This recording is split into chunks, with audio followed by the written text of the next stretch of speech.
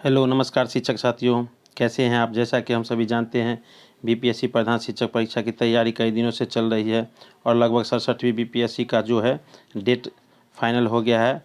22 और 20 सितंबर और 22 सितंबर को निर्धारित किया गया है और बीपीएससी के द्वारा जो कैलेंडर जारी किया गया है उसमें प्रधान शिक्षक की परीक्षा का लगभग 3 महीने आगे जो 3 महीने तक एग्ज़ाम होने की संभावना है उसमें कहीं इसकी चर्चा नहीं की गई है। फिर भी हम लोग को अपनी तैयारी को देखना है। तो स्वागत है आपका मेरे टेक आदित्य यूट्यूब चैनल में।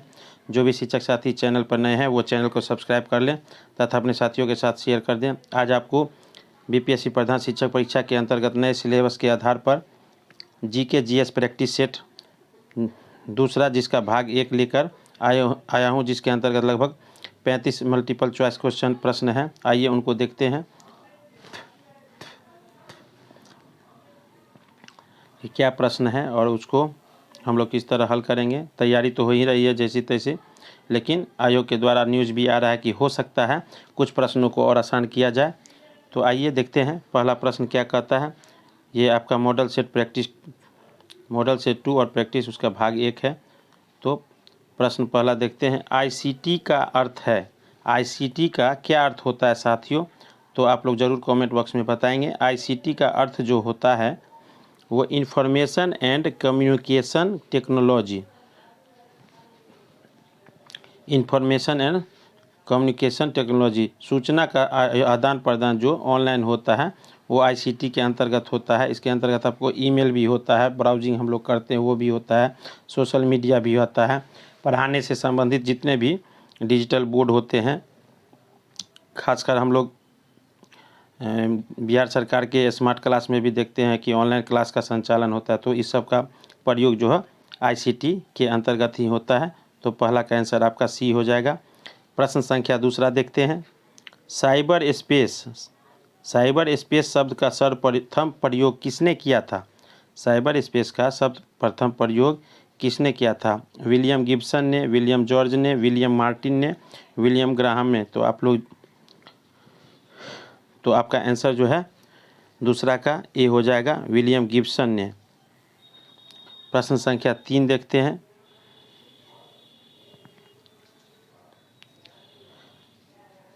आईएसडीएन का पूरा नाम क्या है। आईएसडीएन का पूरा नाम क्या है। तो आईएसडीएन का पूरा नाम जो है इंटीग्रेटेड सर्विसेज डिजिटल नेटवर्क।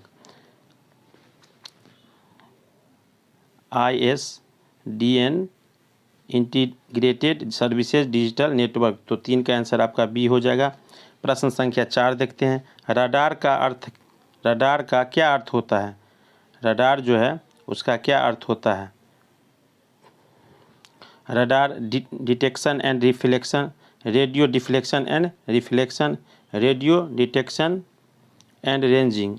तो रडार जो है कोई सूचना हम लोग को, जैसे इंसेक्ट वगैरह छोड़ा जाता है तो जो भी सूचना होता है उसकी जानकारी रडार के माध्यम से, जैसे आंधी चक्रवात तूफान जो है तो उसके संबंध में भी ये रडार। और बिहार में दूसरा रडार जो है आपको पूर्णिया में लग रहा है, पूर्णिया में, ताकि मौसम संबंधी भी सूचना हम लोग को प्राप्त हो सके। तो 4 का आंसर आपका सी हो जाएगा साथियों। प्रश्न संख्या 5 देखते हैं। पैक्स का आविष्कार कहाँ हुआ था साथियों। तो पैक्स का आविष्कार सबसे पहले इटली में हुआ था। कहाँ हुआ था, इटली में।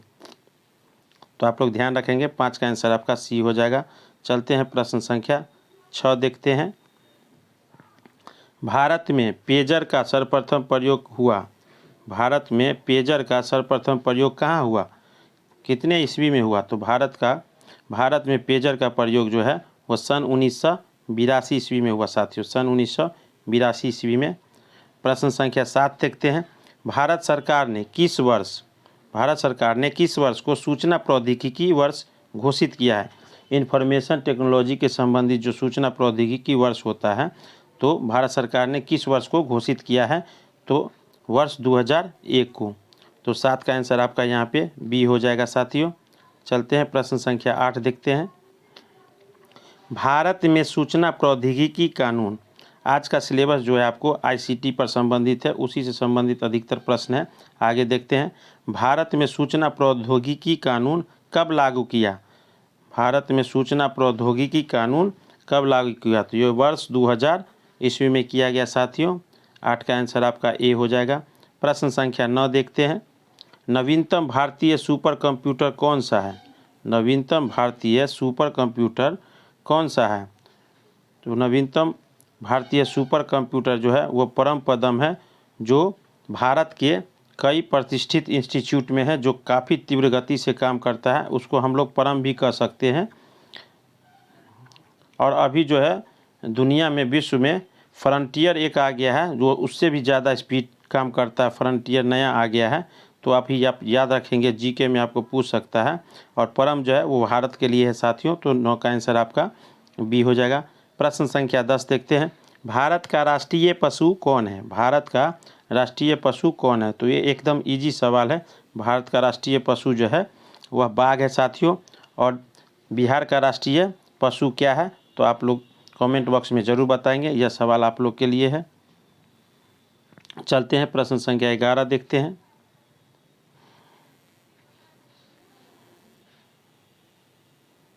इसरो में भी आपको कंप्यूटर जो है, परम कंप्यूटर इसरो में भी आपका लगा हुआ है साथियों। प्रश्न संख्या 11 देखते हैं। अंतर्राष्ट्रीय शांति बनाए रखने के लिए संयुक्त राज्य का कौन सा अंग मुख्य रूप से उत्तरदायी है? तो अंतर्राष्ट्रीय शांति बनाए रखने के लिए संयुक्त राज्य का कौन सा अंग मुख्य रूप से उत्तरदायी है? तो ये आपका सुरक्षा परिषद है, अंतर्राष्ट्रीय सुरक्षा परिषद। और संयुक्त राष्ट्र संघ की स्थापना जो है 24 अक्टूबर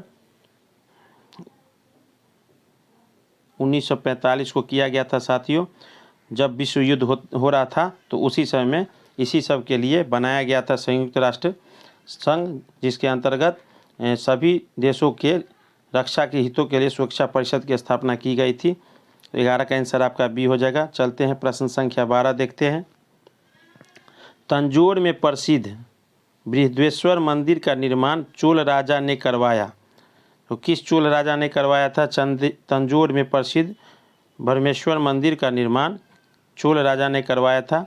तो ये राज राजा ने करवाया था। किसने करवाया था? राज राजा ने। तो 12 का आंसर आपका सी हो जाएगा। प्रश्न संख्या 13 देखते हैं। आर्य समाज के संस्थापक कौन थे? आर्य समाज के संस्थापक कौन थे? तो हम लोग सभी जानते हैं कि राजा राम मोहन राय जो थे वो ब्रह्म समाज के संस्थापक थे। उन्होंने 1828 में ब्रह्म समाज की स्थापना की थी। और विलियम बेंटिक के मदद से 1829 में विधवा विवाह की प्रथा को सती पर समाप्त किया था। आर्य समाज के संस्थापक जो है वो स्वामी दयानंद सरस्वती हैं, जिन्होंने वेदों की ओर लौटो का नारा दिया था। और वेदों की ओर लौटो का नारा दिया था स्वामी दयानंद सरस्वती।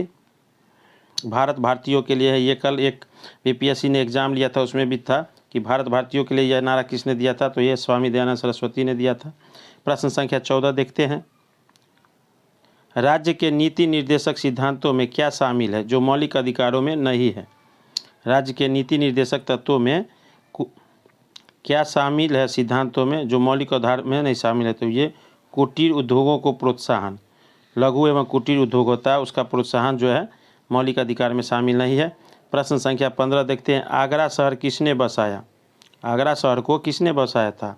तो आगरा शहर को सिकंदर लोदी ने बसाया था साथियों। शाहजहाँ ने अपने मुमताज़ महल के लिए जो है ताजमहल का निर्माण करवाया था आगरा में ही, जिसको दुनिया का 7वां अजूबा में भी उसको शामिल किया गया है और पर्यटन स्थल भी है। प्रश्न संख्या 16 देखते हैं।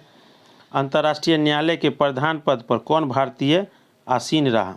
अंतर्राष्ट्रीय न्यायालय के प्रधान के पद पर कौन भारतीय आसीन रहा साथियों?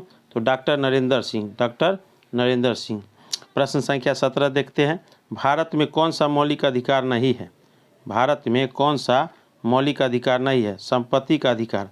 पहले मौलिक अधिकार में 7 अधिकार थे, जिसमें एक संपत्ति का भी अधिकार था।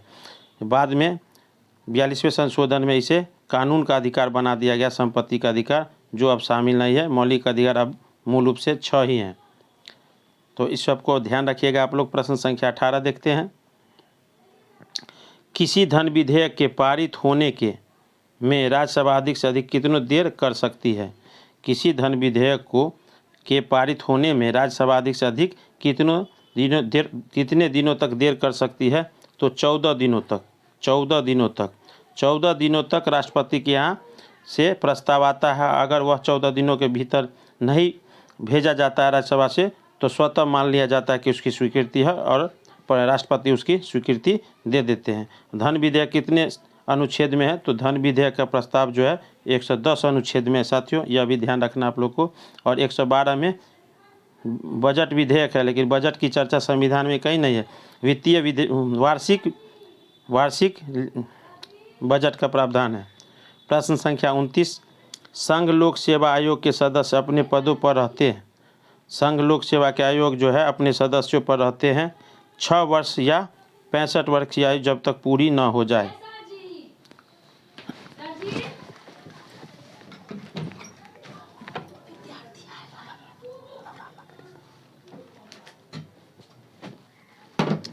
संघ लोक सेवा आयोग के सदस्य जो है अपने पद पर कम से कम 6 वर्ष और नहीं तो अधिकतम 65 वर्ष की आयु तक रहते हैं। और संघ लोक सेवा आयोग के अध्यक्ष की नियुक्ति जो है राष्ट्रपति करते हैं, राष्ट्रपति ही करते हैं। प्रश्न संख्या 20 देखते हैं।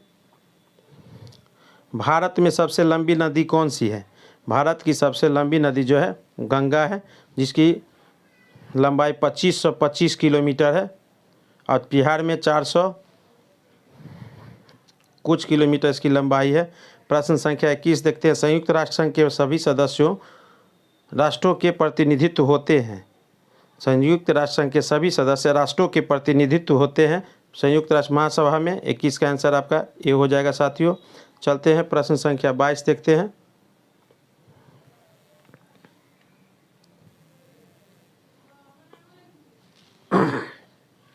गुट निरपेक्ष आंदोलन नाम की 1961 में हुई पहली बैठक की अध्यक्षता किसने की थी? गुट निरपेक्ष आंदोलन नाम की 1961 में हुई पहली बैठक की अध्यक्षता किसने की थी साथियों? तो ये जोसेफ बी टिटो ने की थी, जोसेफ बी टिटो ने। 22 का आंसर आपका सी हो जाएगा। प्रश्न संख्या 23 देखते हैं।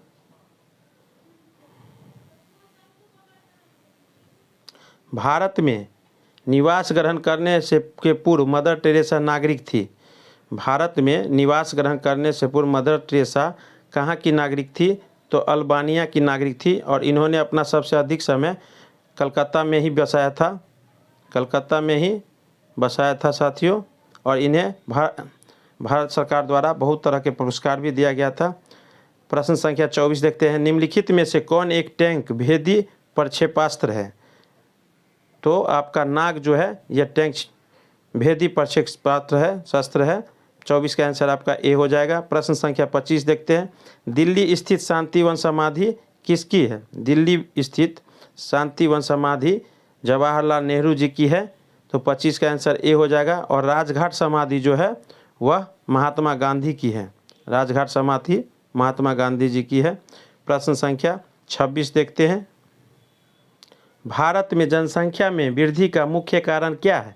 भारत में जनसंख्या में वृद्धि का मुख्य कारण क्या है?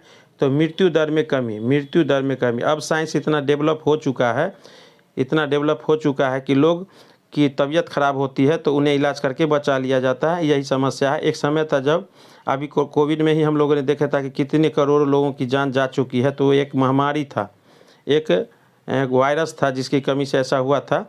प्रश्न संख्या 27 देखते हैं। विश्व की सर्वाधिक जनसंख्या वाला देश कौन सा है? तो ये हम लोग जानते हैं कि विश्व की सर्वाधिक जनसंख्या वाला देश चीन है और भारत का दूसरा स्थान है। अब जनसंख्या आबादी में तो आपका 27 का आंसर बी हो जाएगा। प्रश्न संख्या 28 देखते हैं। वनों से हमें कैसी सहायता मिलती है? वनों से हमें कैसी सहायता मिलती है? मिट्टी का कटाव रोकने में, ये सही है। बाढ़ रोकने में, ये भी सही है। वर्षा वृद्धि में, ये भी सही है। तो यहाँ आपका आंसर उपरोक्त सभी हो जाएगा डी। पौधे जो है अपनी जड़ों से मिट्टी को रोके रहते हैं, इसलिए मिट्टी का कटाव नहीं होता है। प्रश्न संख्या 29 देखते हैं। पहला परमाणु बम गिराया गया था। पहला परमाणु बम कहाँ गिराया गया था? तो ये जापान के हिरोशिमा पर गिराया गया था। 29 का आंसर डी हो जाएगा। प्रश्न संख्या 30 देखते हैं। भारत गणतंत्र कब बना? भारत गणतंत्र कब बना? 1950 में। 26 नवंबर 1949 को तैयार किया गया था ड्राफ्ट और लागू किया था 24 जनवरी 1950 को। प्रश्न संख्या 31 देखते हैं। जैन धर्म का सर्वाधिक महत्वपूर्ण सिद्धांत है। जैन धर्म का सर्वाधिक महत्वपूर्ण सिद्धांत है, अहिंसा से संबंधित है, मोक्ष प्राप्ति, ये सब बुद्ध धर्म के संबंधित है। तो 31 का आंसर आपका सी हो जाएगा। प्रश्न संख्या 32 देखते हैं साथियों। खजुराहो के मंदिर स्थित है। तो खजुराहो के मंदिर जो है वो आपको मध्य प्रदेश में स्थित है। कहाँ है? मध्य प्रदेश में स्थित है। उड़ीसा में आपको कोणार्क मंदिर, सूर्य मंदिर, पुरी मंदिर सब स्थित है। प्रश्न संख्या 33 देखते हैं। श्रीमद् भागवत गीता पर सुप्रसिद्ध मराठी टीका लिखी थी, किन्होंने लिखी थी? तो संत ज्ञानेश्वर ने लिखी थी। संत ज्ञानेश्वर ने। 33 का आंसर आपका ए हो जाएगा। प्रश्न संख्या 34 देखते हैं। ब्रह्म समाज की स्थापना किसने की थी? ये राजा राम मोहन राय ने। पूर्व में ही हम लोगों ने बताया था, राजा राम मोहन राय को भारत का पुनर्जागरण पिता भी कहा जाता है, पुनर्जागरण का पिता भी कहा जाता है इनको। 34 का आंसर ए हो जाएगा साथियों। तो आज का लगभग प्रश्न जो है 34 प्रश्नों का सेट था जो पूरा हो गया। अगर वीडियो आप लोग को अच्छा लगा तो आप लोग चैनल पर को सब्सक्राइब और थोड़ा ज़्यादा से शेयर कर देंगे साथियों, ताकि इसी तरह की वीडियो आपको मिलती रहे। और जिन साथियों ने पिछला वीडियो नहीं देखा है वो आपको चैनल पे दिया गया है। इसका पहला प्रश्न सेट है, आप यूट्यूब पर जाके वहाँ से देख सकते हैं, ताकि आप लोग तैयारी में आप लोग को ज़्यादा सुविधा हो। धन्यवाद साथियों। जय हिंद।